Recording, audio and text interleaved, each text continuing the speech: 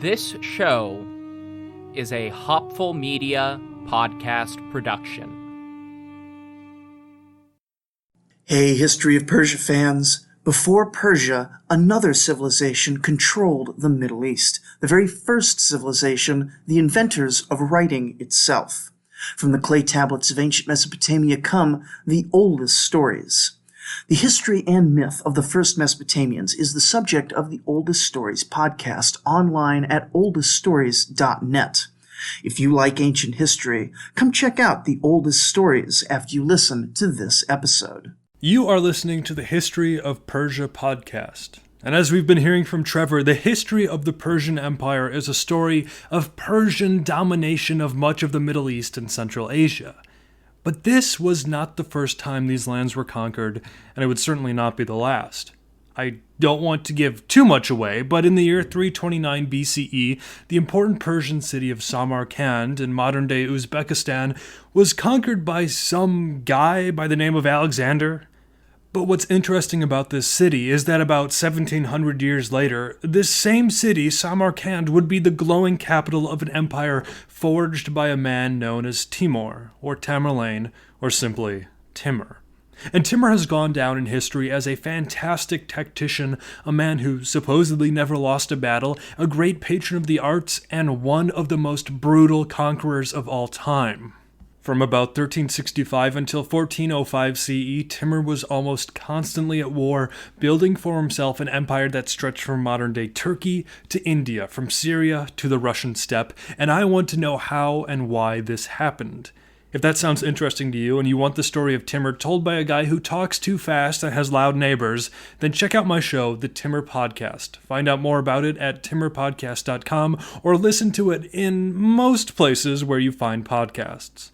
And with that said, take it away, Trevor.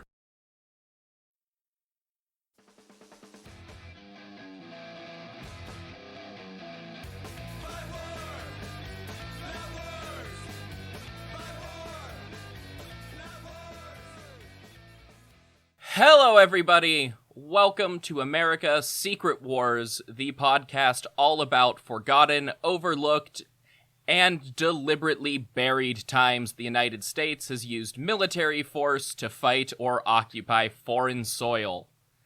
I am your host, Trevor Cully, and today my guest is Cody from the Imperfect Men podcast, We Effed Up, and the Accidentally on Purpose network in general. Cody, how are you doing? I'm doing fine. I'm broiling in our recording studio now, so by the time we're done, I might be, well-baked. So. Yeah, I am in an uninsulated attic, so I know that feeling. Yes. But always ready to learn about whatever god-awful thing the United States did to X people in Y place. Speaking of America's problems... Nice segue. Get back to Yes. Korea. Yes. All right, we are back. We just told the story of the failed adventures of the USS General Sherman and how it was blown up and its crew killed by a mob of angry militia in a failed attempt to trade with Korea. And how the French showed up a little while later, tried to invade, and didn't get very far. So over the next few years, some Americans did come poking around in Korea to figure out where their ship had gone.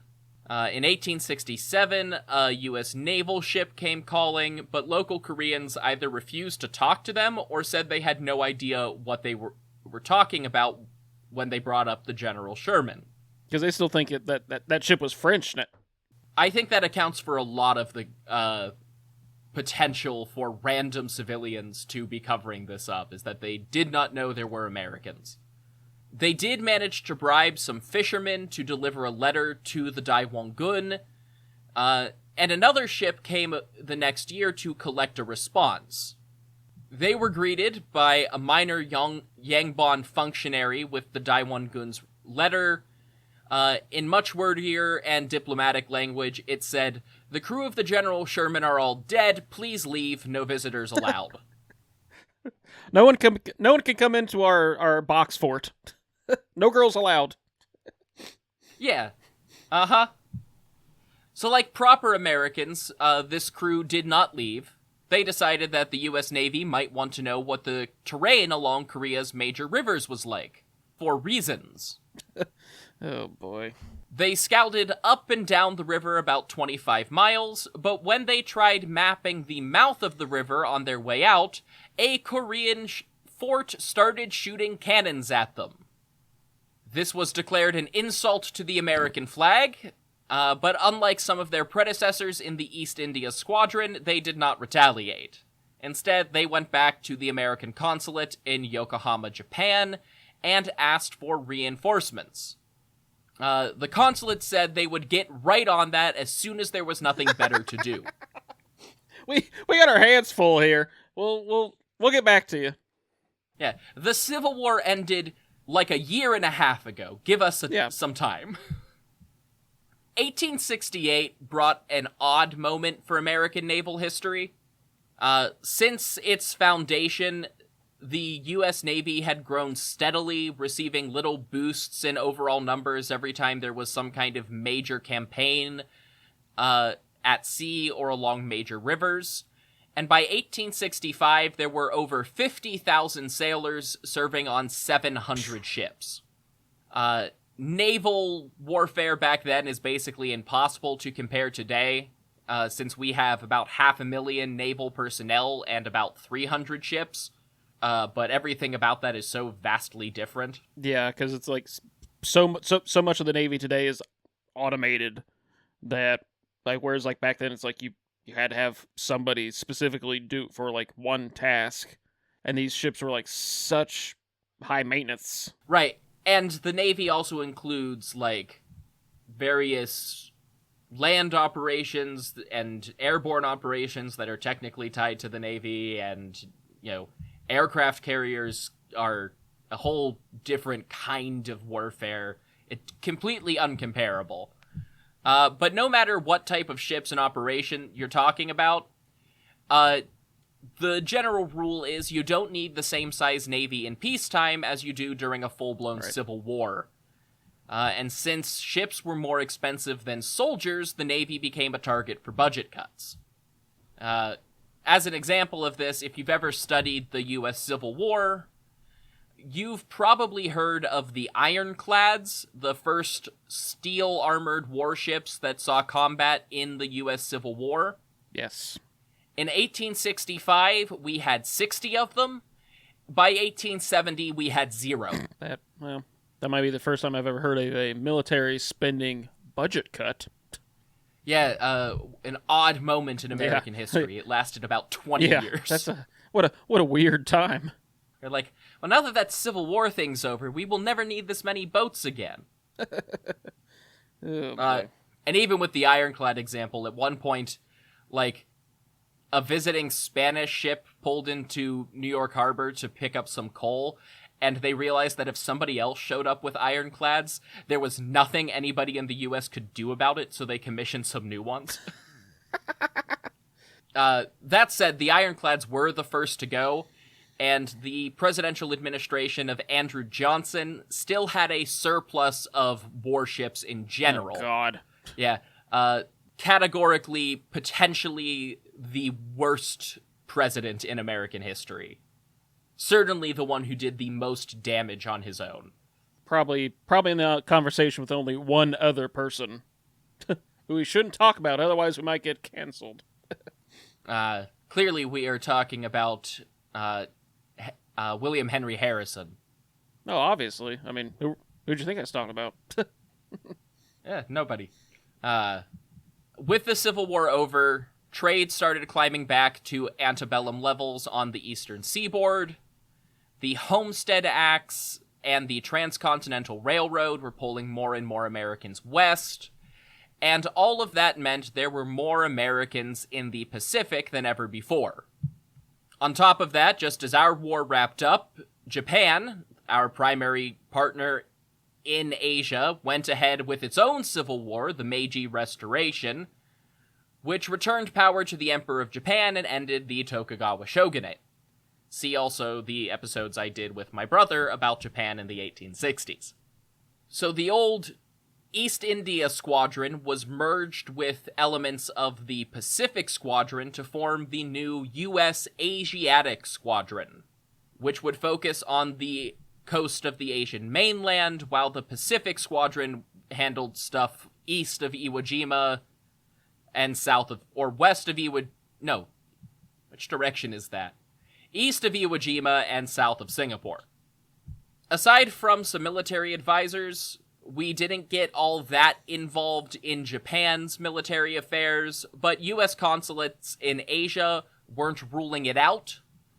Plus, there just wasn't much interest in Korea at the time from the State Department, so revenge for the General Sherman was put on hold indefinitely. Postponed revenge. The best kind of revenge. But that didn't stop the American officials in the region from keeping tabs on it. The American minister to China sent another letter to the Daewongun, who replied with a letter saying that a treaty with Korea wasn't necessary because rescuing castaways was already covered by existing laws. That was true. It's just that the crew of the General Sherman weren't castaways. And the minister's letter also inquired about opening trade, even though everyone knew that wasn't gonna happen. However, the Korean response to that idea was hilarious. Quote, "Our people are very poor, and their habits are sparing and plain, the workmanship rude and poor, and we have not a single article worthy of commerce with foreign nations." We're so poor. We're not worthy of trading with you. You don't want to trade with us. We're terrible. We're awful. Go away. All of our stuff is so shitty. You don't want to come here. It's like when you don't want to share your food and you tell people it's terrible. Oh yes, it's so awful. I'm still eating it just to be kind, but yes, it's awful. Oh, yum. Oh god, it's gross. Yeah. Yeah, so that was the plan at the moment. But this refusal did get the American ministry in China to authorize the Asiatic Squadron to take action and pass responsibility for Korean affairs off to Rear Admiral John Rogers, son of Commodore John Rogers, son of Commander Aaron Rodgers? John Rogers. No, John, and John.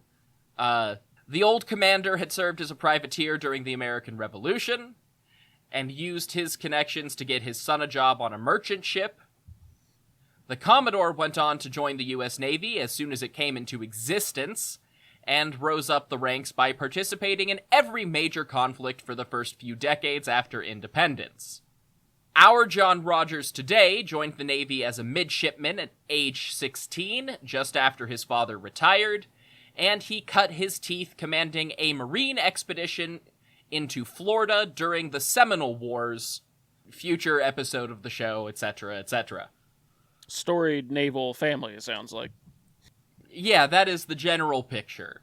John took a desk job in Washington, D.C., but then there was that whole Civil War thing, and he went off to battle, rising through the ranks himself, until he was given command of the Asiatic Squadron in December of 1869, specifically chosen to command an expedition to Korea.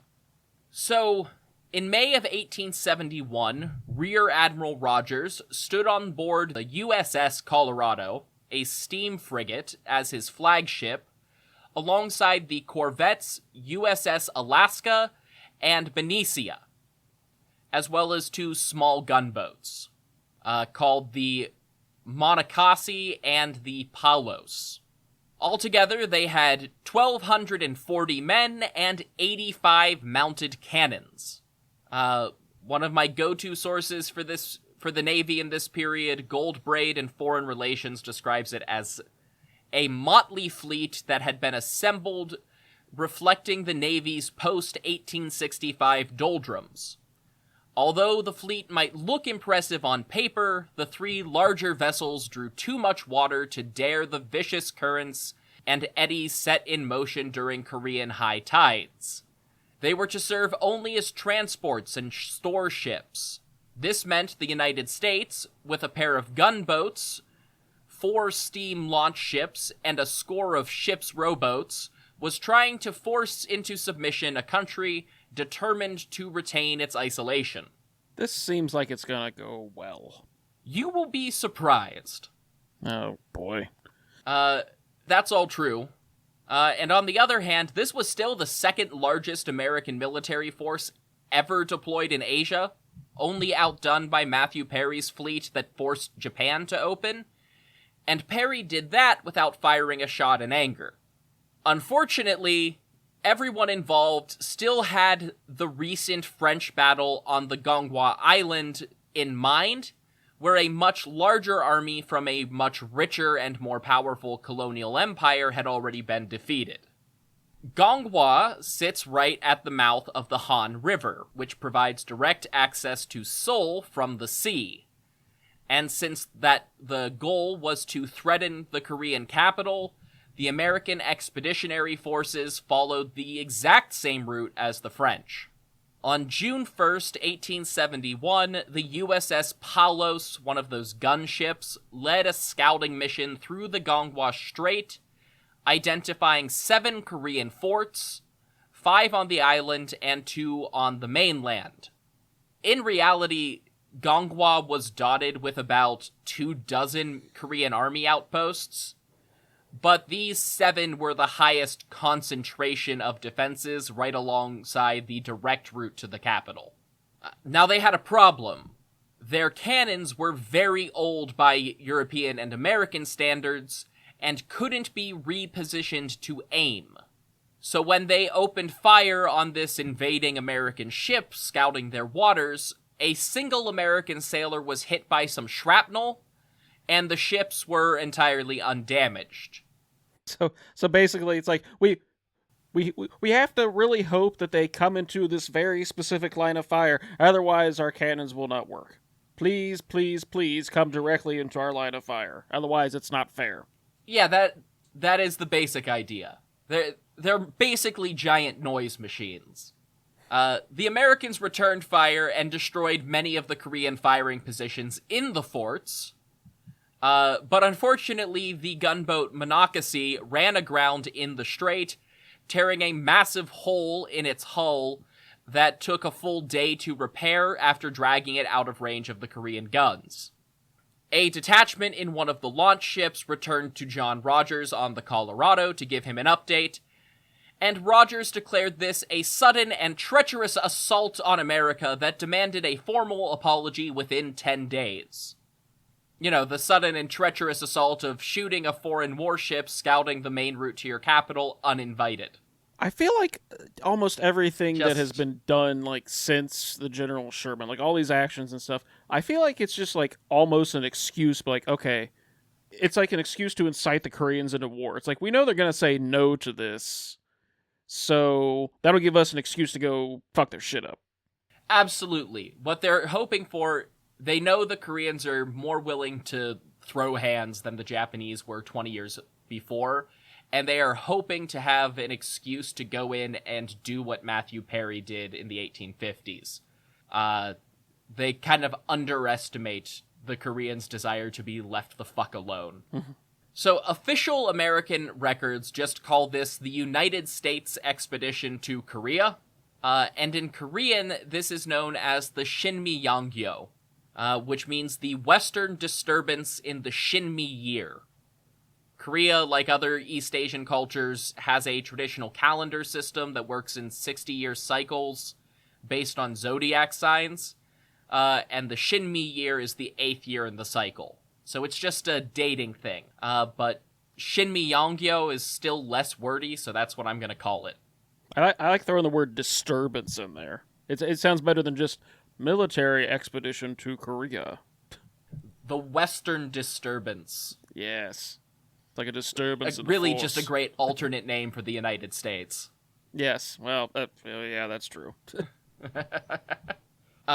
Unusually for this sort of gunboat diplomacy, the two opposing armies that squared off on June 11th were actually pretty similar in size. In similar military expeditions like the French attack a few years earlier or the Opium Wars, there was usually a much smaller but better equipped Western army up against a massive force of defenders. But in this case, the Koreans only stationed 800 men on Gongkhwa during the Shinmiyangyo. They controlled 40 cannons across 6 forts and set up additional batteries along the coast that they could actually aim at places where the American ships might be.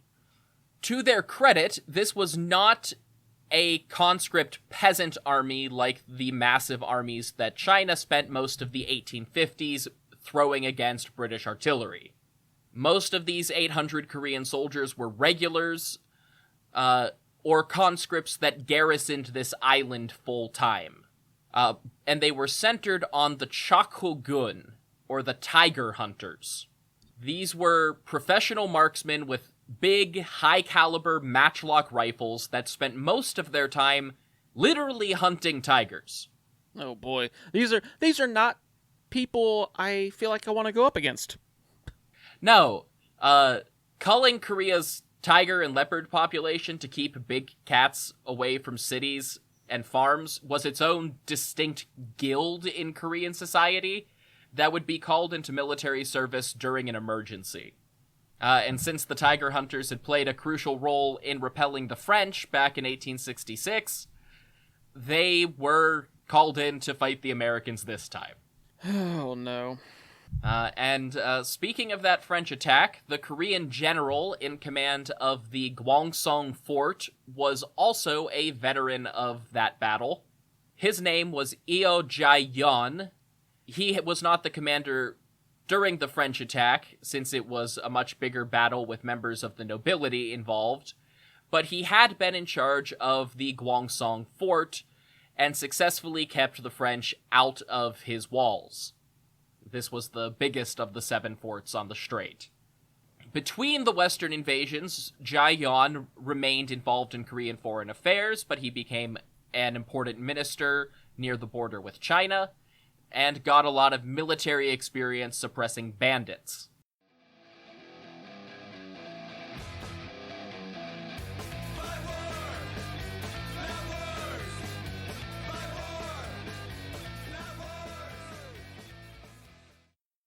You are listening to the History of Persia podcast. And as we've been hearing from Trevor, the history of the Persian Empire is a story of Persian domination of much of the Middle East and Central Asia. But this was not the first time these lands were conquered, and it would certainly not be the last. I don't want to give too much away, but in the year 329 BCE, the important Persian city of Samarkand in modern-day Uzbekistan was conquered by some guy by the name of Alexander. But what's interesting about this city is that about 1700 years later, this same city, Samarkand, would be the glowing capital of an empire forged by a man known as Timur, or Tamerlane, or simply Timur. And Timur has gone down in history as a fantastic tactician, a man who supposedly never lost a battle, a great patron of the arts, and one of the most brutal conquerors of all time. From about 1365 until 1405 CE, Timur was almost constantly at war, building for himself an empire that stretched from modern-day Turkey to India, from Syria to the Russian steppe, and I want to know how and why this happened. If that sounds interesting to you and you want the story of Timur told by a guy who talks too fast and has loud neighbors, then check out my show, The Timur Podcast. Find out more about it at timurpodcast.com or listen to it in most places where you find podcasts. And with that said, take it away, Trevor.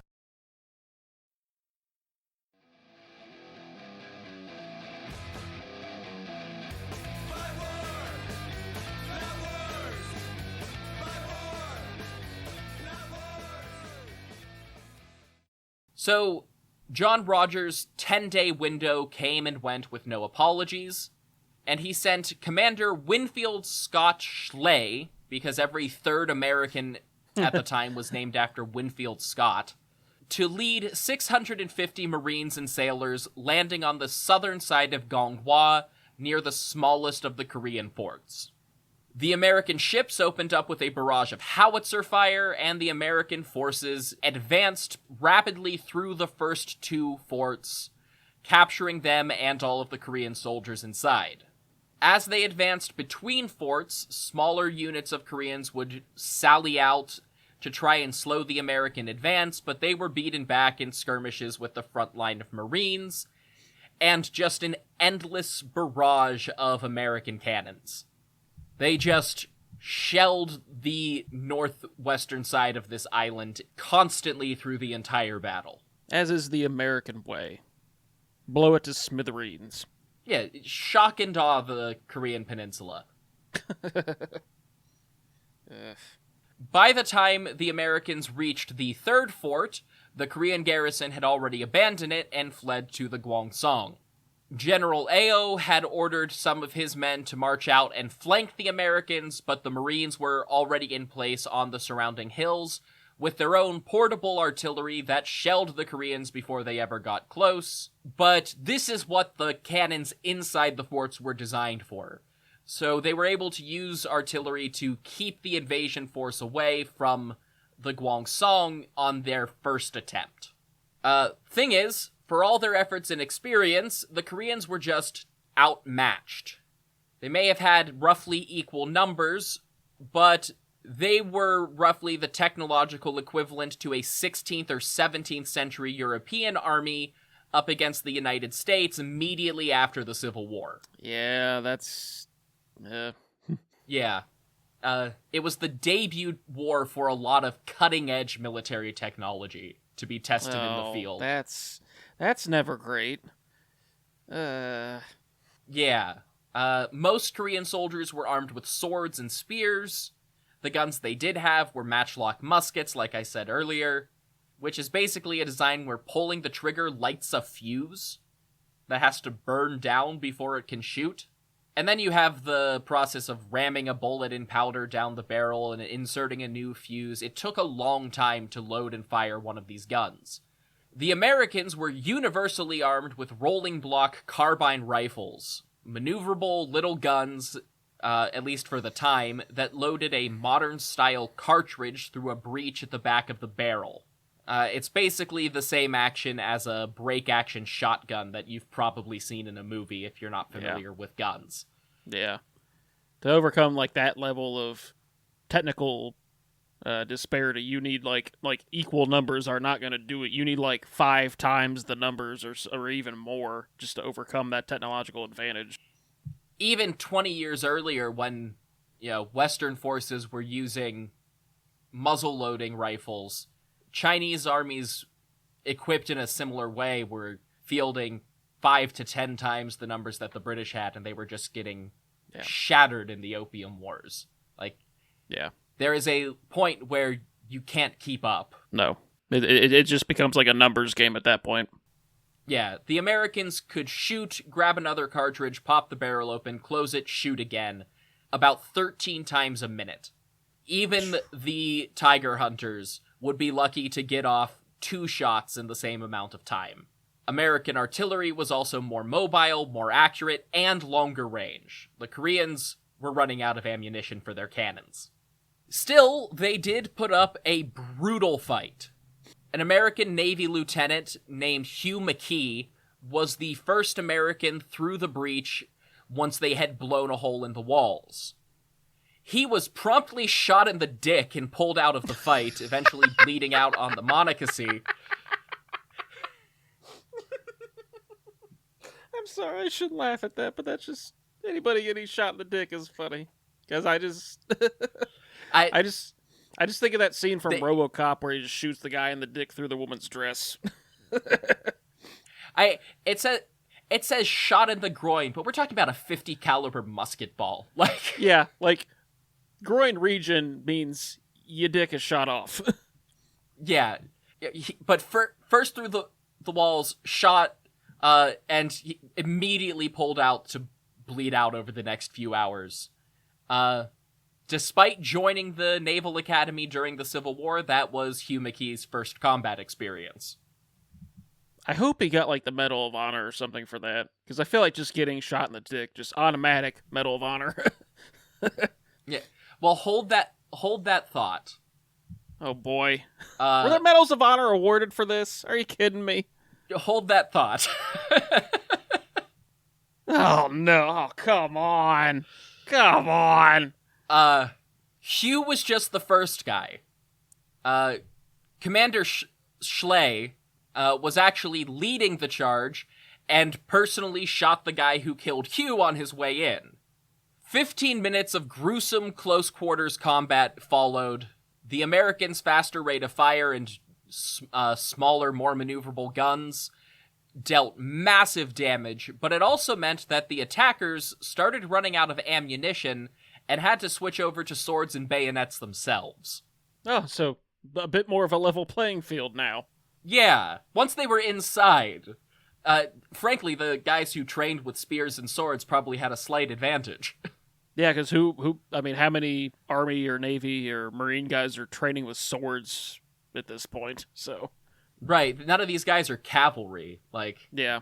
They understand the basics of stab with a bayonet, but... Yes, pointy end that way. Their swords are mostly ceremonial. Yeah. In the middle of the fighting, 2 Marines made their up to the fort's Sujagi, a gigantic flag with the Chinese characters for Commanding General written on it, and they tore it down. Flags were kind of famously a big deal in war back then, and they carried a lot of symbolism.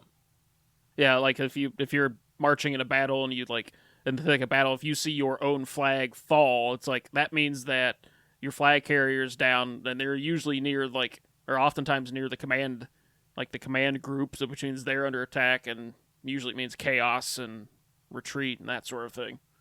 Yeah, the Americans probably didn't even fully understand what the Sujagi meant, but if it came down, it was a sign to the other forts that the commanding general was dead.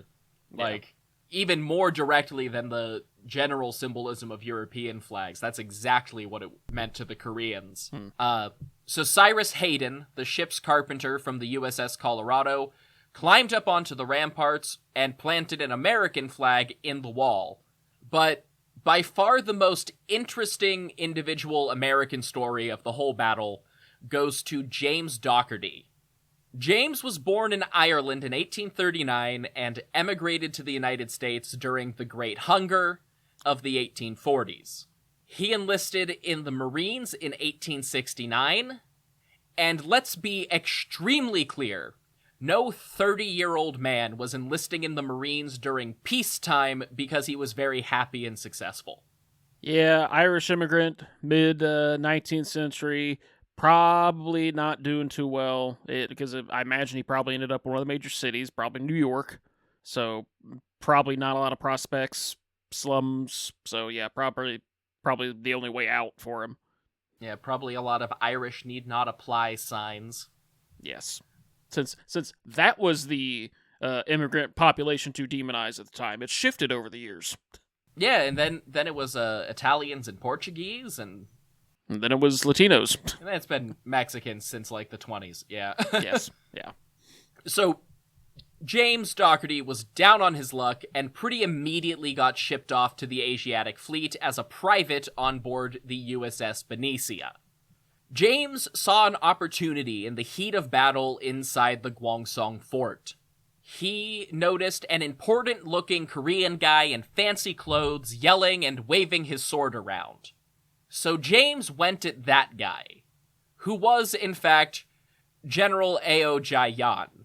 The accounts that I found vary from just shooting General Ao to at least one Korean account where James fixed his bayonet and fought blade to blade against the Korean general.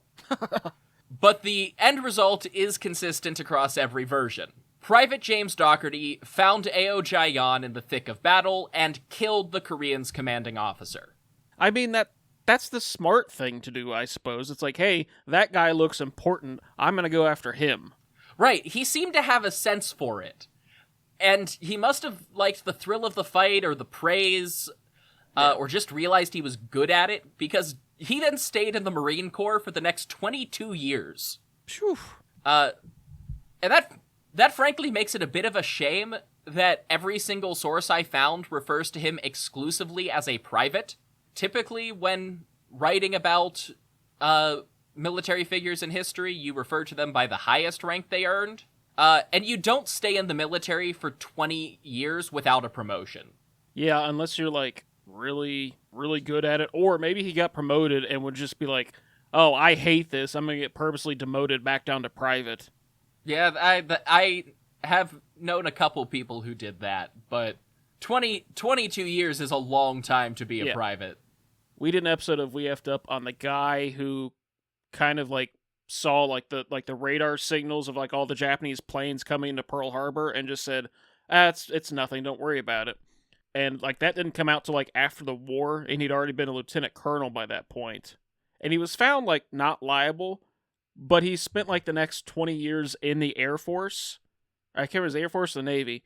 Or it had to be the Air Force as a colonel. But he never went above that rank of lieutenant colonel.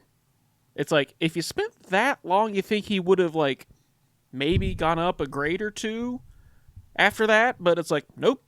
It's like, yeah, they held him responsible for that. That's also pretty high already.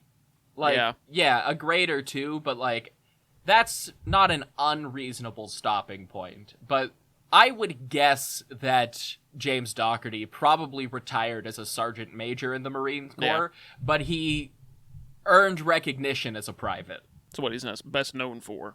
Yeah. And, you know, potentially killing an enemy general in hand-to-hand combat, I might not let go of that rank either. That's pretty cool. Yeah. Especially as a private, it's like, wow. Yeah, doing it for pretty shit reasons, but still. Yeah. So this battle only lasted about 15 minutes in total. Oh, wow.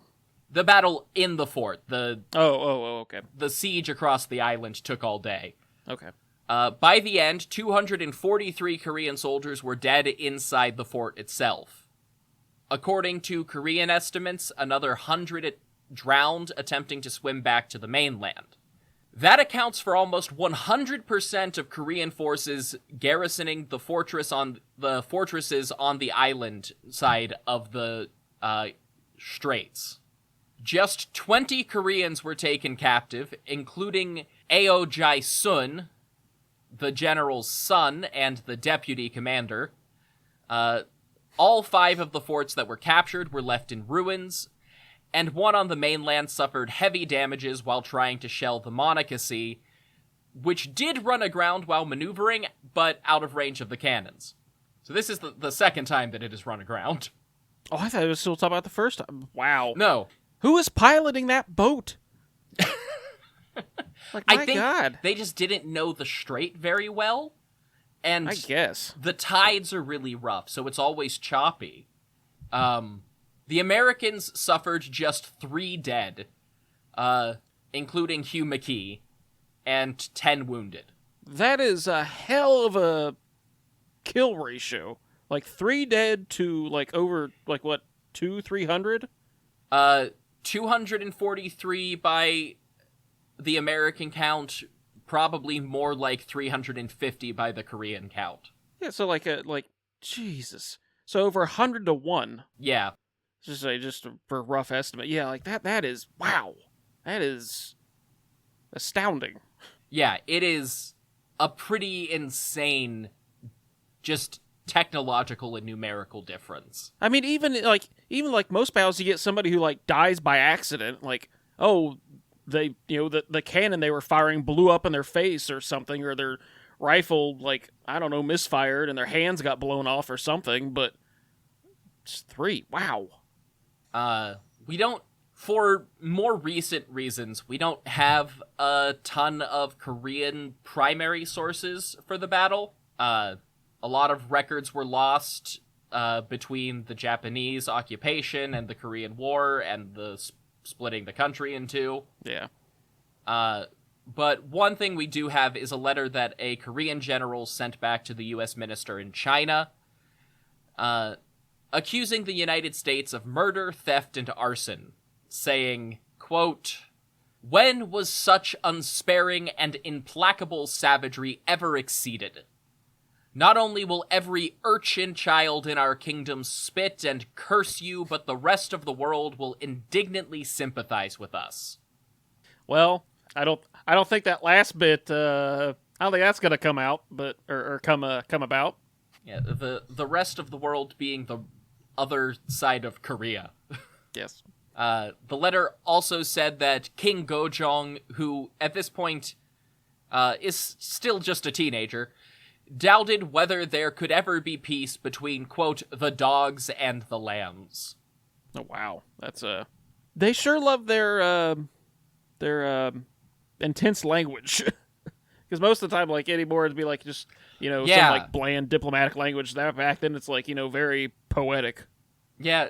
Oh, we're about to get more of that too, because the expeditionary force sat off the Korean coast for 3 weeks, just kind of shaking their fists at Korea, hoping for a deal, before giving up and going home to Shanghai. It was an entirely Pyrrhic victory. They received no apology for the General Sherman, no compensation for the incident, and no trade deal.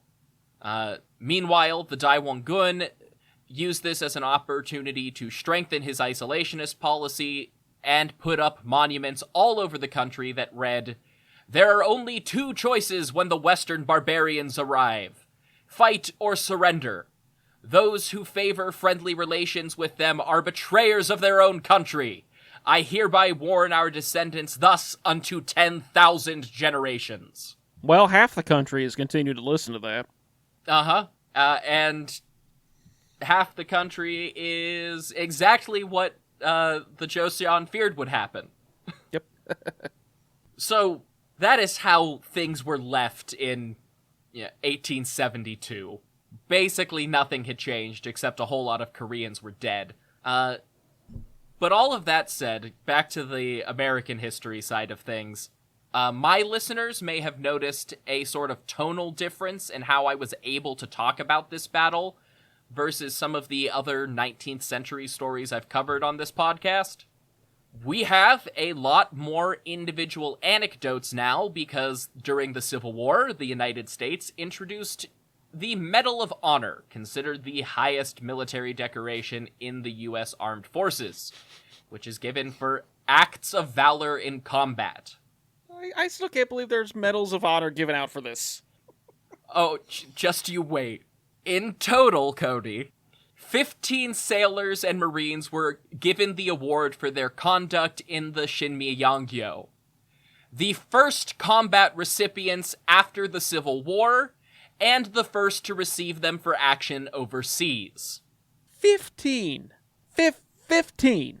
How many have we given out for, like, the Afghan or Iraq wars? I don't think we've given out that many for those put together.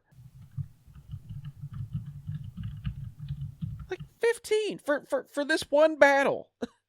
The Medal of Honor has been awarded to 30 U.S. servicemen for actions since Vietnam. What the hell? I guess maybe, was it the only medal we gave out back then? Maybe? And that was No, we had other awards. There were less of them. The requirements since Vietnam are stricter, but still. 15, my God. There are 17 Medal of Honor recipients total alive who earned theirs since Vietnam.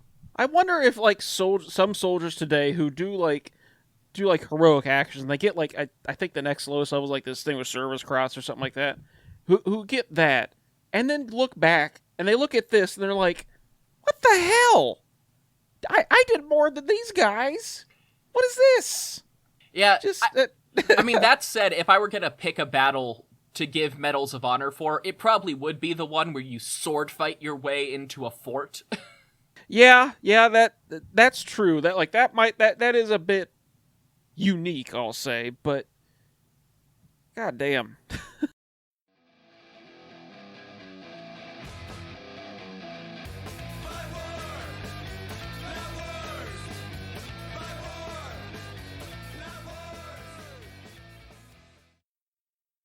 Hey, History of Persia fans. Before Persia, another civilization controlled the Middle East, the very first civilization, the inventors of writing itself. From the clay tablets of ancient Mesopotamia come the oldest stories. The history and myth of the first Mesopotamians is the subject of the Oldest Stories podcast online at oldeststories.net. If you like ancient history, come check out the Oldest Stories after you listen to this episode.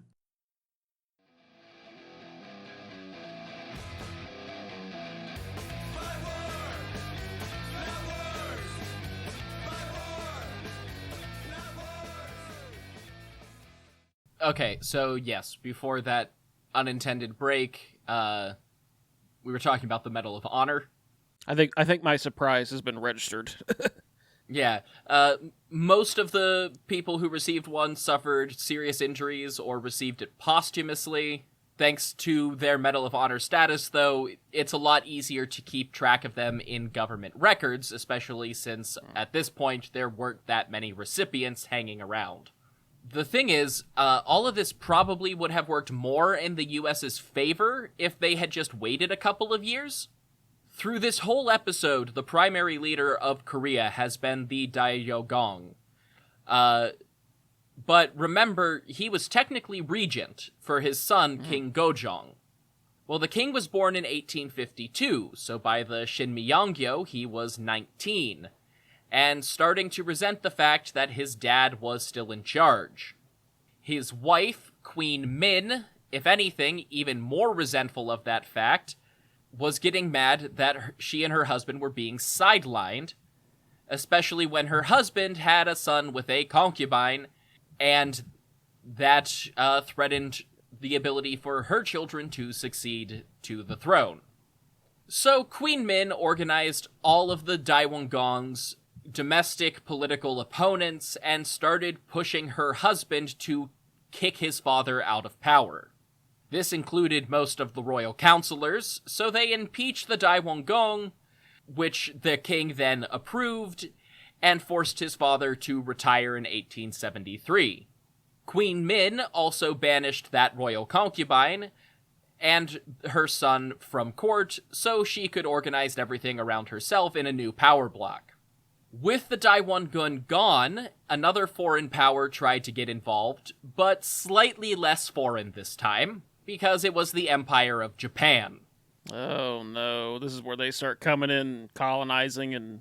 They showed up a couple of weeks after the impeachment was made public knowledge. Initially, they were turned away because they were still sorting out new policies, but 2 years later, a Japanese gunship started sailing up the western side of the Korean peninsula on a survey mission, just like the Americans and the French before them. They reached Ganghwa Island, and at this point, the fortresses in the Ganghwa Strait were partially rebuilt and under strict orders to fire on any and all foreigners that approached. So that's what they did. But after the French and the Americans, they were kinda running low on cannons. And since there was no foreign trade, they hadn't been upgraded at all.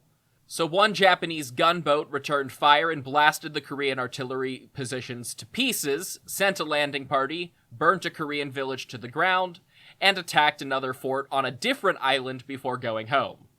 Japan, officially trying to protect a small number of its citizens who did legally live in Korea, sent more ships to Busan, and the Korean, especially Queen Min, started to take note of what Japan was doing and why it was suddenly so much more advanced than them. Westernization, including adopting Western-style imperialism, and that was the stated goal of Japan's Meiji Restoration. So in 1875, they started dipping their toes into colonization with some Russian land cessations, and Korea was the nearest possible place to conquer. Japan threatened war, so King Gojong and Queen Min relented and signed a treaty in 1876, following the format of the same unequal treaties that Western powers had forced on Japan over the preceding decades. But this time, Japan was the imperialist foreign power. Once this happened, much like happened in Japan and in China, the floodgates came open, and Queen Min and King Gojong knew that would happen because they had examples to follow. So they started actively working on an official policy of westernization themselves, signing treaties and negotiating deals with the Western powers so that their nearest neighbor, Japan, wouldn't be totally in control of the peninsula through sheer force of arms. Over the next several years, they carried out tax hikes to fund modernization, and at Queen Min's insistence, they sent diplomatic envoys all over the world, including the first Korean missions to Western Europe and the United States. They especially cozied up to Russia during this time as the nearest imperial power that could check Japan. But that was a losing battle. Over the 1880s and 1890s, Japan kept expanding. They defeated China in 1895 and forced the Chinese to relinquish any claim they had to Korean taxes.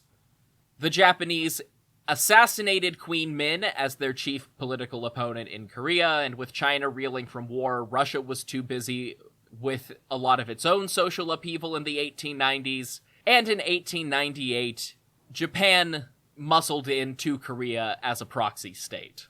So it seems like in some ways, like, this expedition that the U.S. took part in, or this disturbance that they inflicted on Korea, in some ways, like, in the end, didn't do anything, but but from another perspective, it, like, weakened them enough so someone else could move in. It seems like. It certainly helped. It helped Japan make a quick, easy first impression when they started doing their own imperialism in Korea. And the end to that story is, in 1907, Japanese forces staged a coup against their own puppet king, Gojong, and formally occupied the Korean peninsula, using it as a launching point to invade Manchuria, starting the Second Sino-Japanese War, and arguably World War II. But yeah, if the Americans had come in 1874 instead of 1871, it might have been a very different story, because they could have gotten in before one of the other powers. Yeah, they could have been like kind of like how the other powers were divvying up China, like, you know, zones of influence or whatever. Korea could have been our zone of influence, or at least America's zone of influence over there. And at the time, you know, in the 1870s and 1880s, people still kind of thought of it that way because it was Japan's zone of influence, and Japan was in America's zone of influence. But then by the 1890s, Japan is conquering large swaths of territory in China, and the American government starts to realize that maybe they've lost control of the situation. They don't do a ton about it because Japan's not hostile. So, all in all, the Shinmiyangyo is basically forgotten in the West. It's overshadowed by the American Civil War on one side and Reconstruction on the other in our textbooks, and by the more effective Japanese intervention in world history at large. Even in Korea, it's not exactly a highlight, just the last in a long series of failed Western invaders. And like I mentioned earlier, between all of the events of the late 19th and early 20th century, many Korean records were lost, which has made researching their side of the conflict a lot more difficult. That said, there are two small legacies to these events that I wanted to point out that have lasted to the modern day. One is the Sujagi, the Korean flag from the Battle of Gongwa, which was taken back to the United States as a prize of war and put in the United States Naval Academy Museum in Annapolis, Maryland. It stayed there for 136 years as an obscure exhibit with a tiny label, despite many requests for its return from the South Korean government. Because some things never change, the US finally returned it in 2007 after Thomas Duvernay, the author of the only full book I could find on the Shinmiyangyo, started arguing for its return as well. As an American professor in Korea and probably the world's foremost expert on this battle, he added his voice to the repatriation campaign, and officially the flag is now on loan to the National Palace Museum in Seoul. Oh, so it's on loan, so we could just take it back at any time. We still technically own it. Come on. Yeah, and if we ask them to send it back because it's on loan, they could say no. Yeah, I mean, are we really gonna fight over it? Maybe. No, like, yeah. But even Thomas Duvernay chalks up the fact that it's on loan and not properly returned to the fact that most Koreans still aren't very familiar with this chapter of their history. So, like, there's not a lot of push to do anything about the situation. And that's just the easiest way for museums to exchange items. Yeah. I mean, it really is just forgotten. It's like it's like to the point where like they just don't care. Yeah. But that's in the South. The other lasting legacy of this episode goes to North Korea, which has, let's say, a more hostile relationship with the United States. That's one way to put it. They celebrate the General Sherman incident as a precursor to the capture of the USS Pueblo in 1968.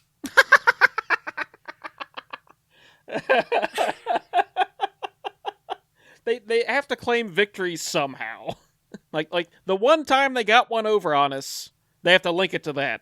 Uh-huh. The Pueblo incident is one of North Korea's great propaganda victories, and thanks to the slight parallel, there is now a placard in Pyongyang next to the USS Pueblo celebrating the defeat of the General Sherman as part of their Victorious War museum. Oh, man. The Pueblo, I think, is, after the Constitution, I think it's the second still oldest commissioned ship in the Navy. And the only one in foreign hands. Yes. Because we can't let them have it. We have to continue to prove a point. We can't let the damn communists win. Yeah. If we let North Korea have that one, people will see the United States as weak. Yes, this one obsolete ship from 70 years ago. Well, that is the show. So, Cody, do you have any final thoughts? It's okay, get over the Medal of Honor thing. 15 of our nation's highest award. 15 Medals of Honor, and the first awarded for overseas combat.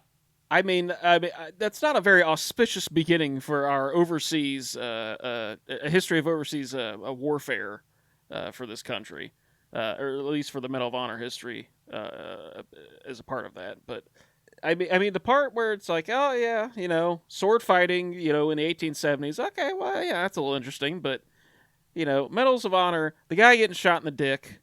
Once again, the U.S. fucking around where it shouldn't be. The more things change, more things stay the same. Yeah, that is the running theme of this 7-episode series that we're finishing up here of... Oh, man. An invasion of Japan in the middle of the Civil War, 2 invasions of China, or an invasion of China and a rogue naval captain helping the British invade China, and an invasion of Korea, all in the mid-1800s. What a time. And I think that means that I owe everybody for the next episode something that's not based in the Navy, because I'm sure everyone's getting tired of hearing me talk about it. All right. That's all we have to say about the history. Cody, this is where you can tell people about your shows and anything else you want to tell them where to find you or on social media or whatever. Yeah, I am the co-host of several productions in our ever-growing list of stuff we're doing. AOP, Accidentally on Purpose, Productions, Pod Network, whatever you want to call it. It's just kind of an informal thing my friends and I do. Like, whenever we come up with a project, we're like, let's go do that, and we commit to it, and then we end up with, like, 5 projects at once, and it's like, this is too much. But the shows I'm doing now, Imperfect Men, which is a Rexy pod format, history podcast where we talk about founding fathers of the U.S., rank them, decide if they're a founding or a floundering father. We've done a few other shows that are done. We effed up, another history podcast. We have some shows about movies. No Time to Bleed, Hard Ticket to Sedaris, a few other projects. You can just go to aoppodnetwork.com, or you can look us up on Twitter. We have a list of all our stuff we're doing there, so you might find something that interests you. So, all right. And if anybody wants to hear more of my voice, you can go listen to my other podcast, History of Persia.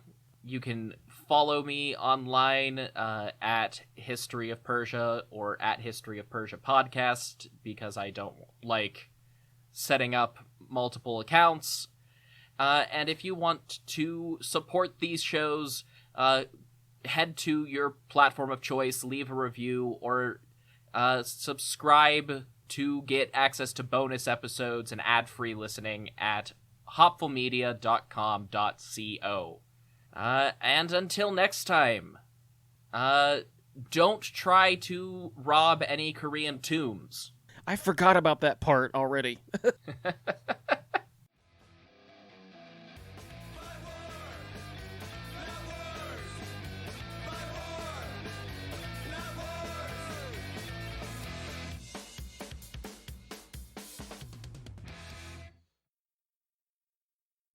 The history of Persia is intertwined with conquest.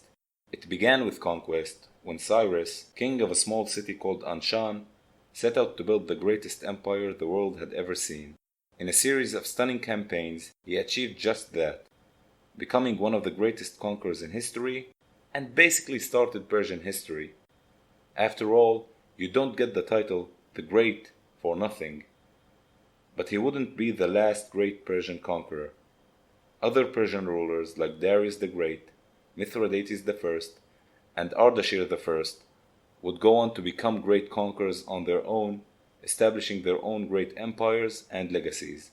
If you want to hear their story, and the stories of other great conquerors, many of whom are far less famous despite their great achievements, join me, Ramzi Shalah, on my podcast, The Conquerors Podcast, available on all platforms you listen through. If you're listening to this, you probably know that the United States of America gets involved in a lot of foreign wars. We all know the big ones: World War I, World War II, Korea, sort of, Vietnam, Iraq, Afghanistan, Iraq again. But before and in between all that, the story a lot of us heard in school is that the US military didn't get out much. Turns out, that's kind of a blatant lie.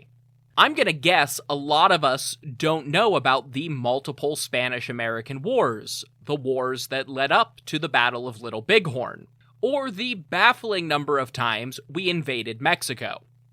Odds are you've never even heard of things like the time the Marines invaded Taiwan, or the Oconee Wars. I'm Trevor Cully, host of the new podcast America Secret Wars, where I am going to sit down with a guest in each episode and dive into the history of all the forgotten and overlooked times that the United States deployed military force against other nations. You can find America Secret Wars at secretwarspod.com on Apple Podcasts, Spotify, or wherever you listen to your favorite shows.